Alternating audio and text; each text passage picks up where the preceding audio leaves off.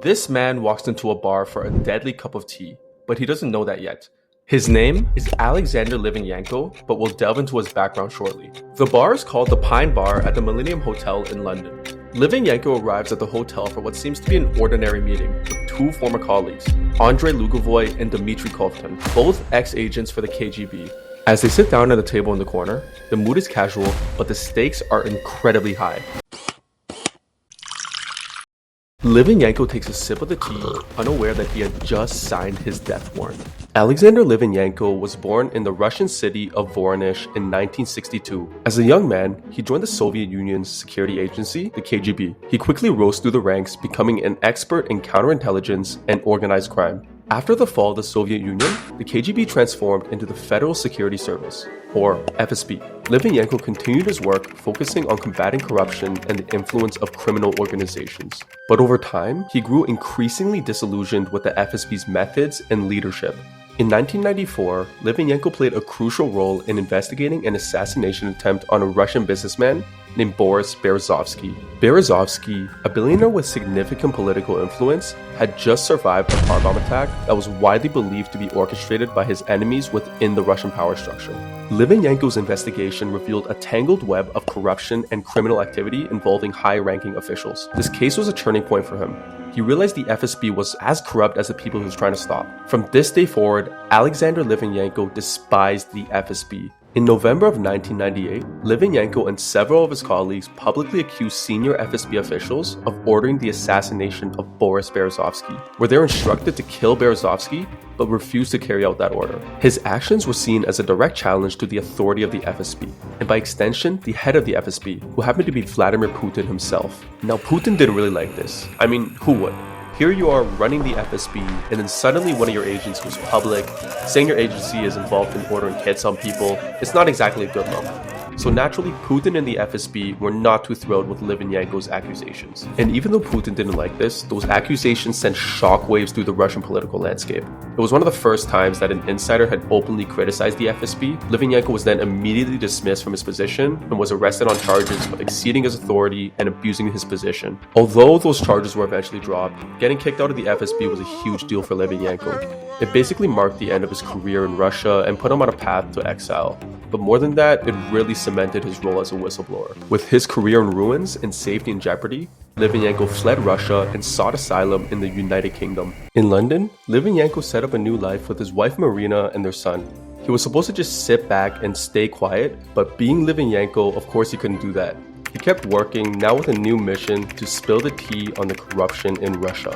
He started writing like crazy, publishing books and articles that laid out all the dirty secrets of the FSB and Kremlin. He didn't hold back too, accusing the Russian state of some pretty serious shit. Stuff like state-sponsored terrorism and poisoning enemies. He connected with other Russian exiles and got especially close with Boris Berezovsky, the same guy he was once supposed to assassinate. Even with all the threats, Litvinenko tried to live a normal life. He spent time with his family and stayed active in the community, but he was always on edge, knowing that speaking out made him a prime target. Litvinenko knew that the Russian government wouldn't hesitate to go after its enemies, even in another country. He was in real danger now. As time went on, the threats against him got more intense. Litvinenko knew the risks of speaking out, but he was committed to exposing the truth. Unfortunately, this commitment led to a tragic end. Meanwhile, back in Russia, Putin and his inner circle were getting pretty heated.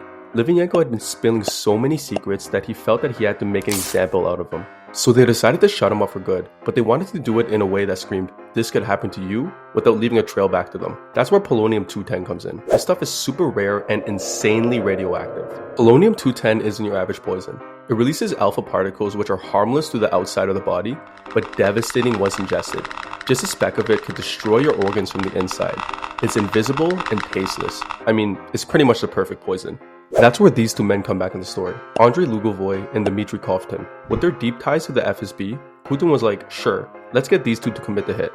Their mission was simple: get the poison to Litvinenko without raising any alarms. So let's rewind a bit to the first two assassination attempts. Yes, there were multiple attempts because practice really does make perfect. The first attempt, Lugovoy and Kovtun tried to get Litvinenko at a business meeting. The plan was to spike his food or drink, but Litvinenko was super cautious and nothing really happened. Then there was the other attempt, when they invited him to get drinks or something, but either he didn't show up or didn't consume whatever they had planned. These attempts weren't really that important. But then there was the big day. Which brings us back to the Pine Bar in the Millennium Hotel. They all sat down, acting casual, like they were there for a friendly chat. Now imagine you're Litvinenko. You're sitting there, talking to these guys, maybe even joking around. You think it's just another meeting. Then Lugovoy says, "Would you like some tea?" You have no reason to suspect anything, right? So you take a sip. And that was it. Just one sip, and the poison was in his system. The thing about polonium-210 is that it's not like your other poisons where you might taste something weird or immediately feel sick. It's slow and silent. Several hours after his meetings, Litvinenko had serious stomach pains and couldn't stop vomiting. Doctors didn't know what was causing his sickness. It wasn't until 3 days later when his hair started falling out when they suspected radiation poisoning. But by then, it was too late to save him. On November 23rd, 2006, he dies in the hospital. What's crazy is that even when he was barely holding on, Litvinenko was still pointing fingers, trying to expose what happened. He even gave a final statement accusing Putin and the Russian government of his murder. British authorities quickly realized that they were dealing with a radioactive substance. It's not something you can just buy at your local CVS, so evidently it pointed to a state-sponsored operation. The whole thing blew up internationally. The UK was like, "Hey Russia, we know this was you." And Russia was all, "What are you talking about? We had nothing to do with this." It created a huge diplomatic mess. The UK expelled Russian diplomats, and the relationship between the two countries hit an all-time low. At the end of the day, Alexander Litvinenko's death wasn't just about a man's tragic fate. It highlighted the lengths to which some governments might go to silence their critics. Not all stories have a happy ending.